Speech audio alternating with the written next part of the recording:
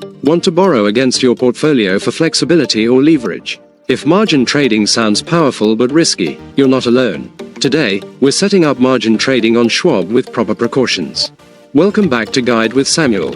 Let's break it down. A margin account lets you borrow money from Schwab to buy securities, using your existing investments as collateral. Step 1. Apply for margin privileges.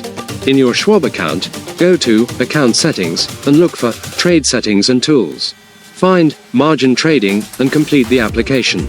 This usually requires a minimum account value of $2,000. Step 2. Understand your buying power.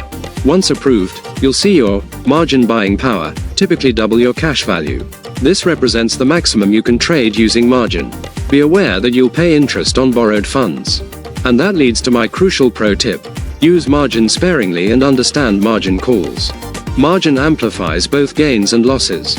Only use a small portion of your available margin, and always have a plan to cover a margin call if your account value drops significantly.